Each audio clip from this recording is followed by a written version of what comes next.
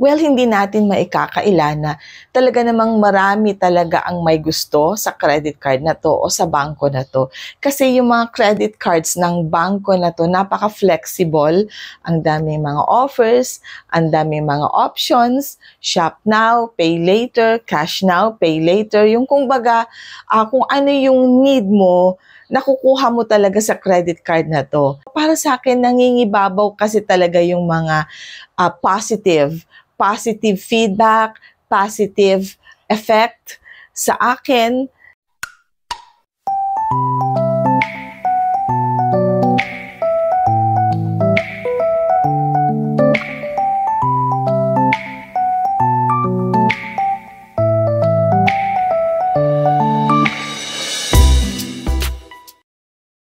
Hi everyone, Crisel Morales here. Welcome back dito sa ating YouTube channel.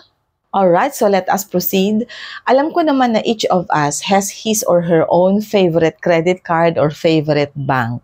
'Di ba? Kahit alam natin na okay ang bangko na to, pero dahil favorite mo ang isang to, so ito talaga yung ipagmamalaki mo, ito talaga yung sinusuportahan mo, nagiging loyal ka sa credit card na to or sa bangko na to. And all of us has that kind of heart. Pero this time, I would like to discuss with you all about BDO and its promo this 2025. And yes, I'd like to discuss with you yung bagong promo ni BDO. Hindi naman bago kasi it has been released this 2025, pero nabigyan ko kasi siya ng pansin and I'd like to give an emphasis and reiteration sa inyong lahat kasi kung tayo ay kukuha ng credit card, sisigaruduhin natin na flexible siya, marami tayong magagawa sa credit card na yan, may mga benefits, may mga freebies, yung ganon.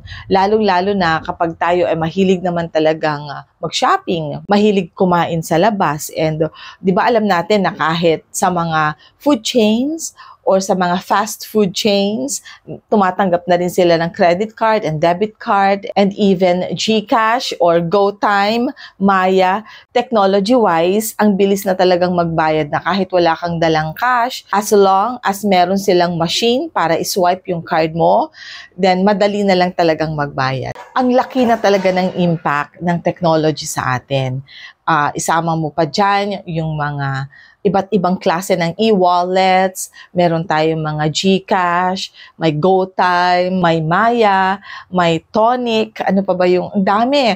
I just love it kasi yung flexibility, yung comfort mo na kahit hindi ka nagdala ng cash, kung alam mong may dala kang debit card or kaya may smartwatch ka, kasi sa smartwatch, pwede na rin magbayad dyan. And as long as your cell phone is with you, so it's very easy. Pero today, very specific naman ang aking i-discuss sa inyo. And this is the launch of the BDO Visa Signature Travel Rebate Card. Napaka-in-demand talaga ang pagtutour sa iba't ibang bansa, kahit dito lang sa Asia, kasi napaka-affordable talaga ang air tickets.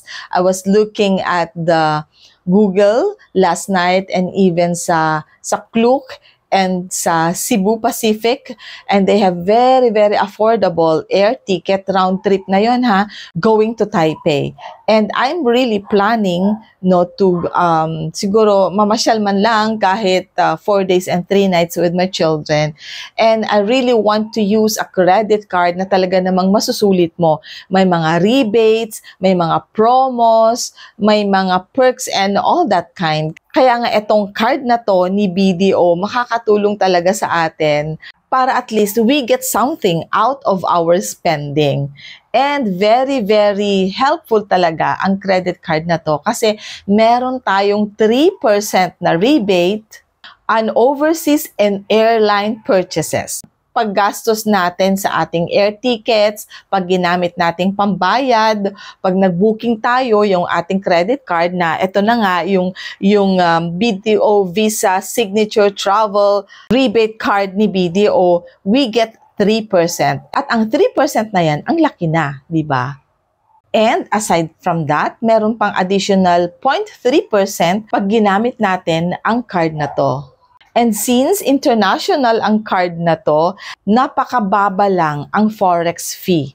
This is 1.70% on international purchases. Meron tayong babayaran na conversion fee doon sa pag-convert ng peso into NT dollars. And that is only 1.70% sa international purchases natin. At eto na, kapag holder ka ng card na to, eto yung napaka-huge na perk ng card na to because meron tayong up to 20 million travel insurance with exclusive privileges to more than 900 luxury hotels nationwide. Imaginin mo yung papasok ka sa hotel, meron kang discount, meron kang freebie, luxurious talaga siya. And kapag mataas ang credit limit mo, umaabot ka sa 80,000 or 85,000, and you're able to spend 75,000 or 1,300 US dollars, meron kang welcome bonus na 15,000 pesos. Alright, so next, ano pa ba ang bago with BDO? Ito yung integration of the BDO app wherein you can link your debit cards or your credit cards. So meaning to say, when your credit card or your debit card is linked with the BDO Pay app, pwede kang magbayad kahit hindi mo na ilalabas yung credit card mo o yung debit card mo kasi nakalink na nga sa BDO Pay app mo.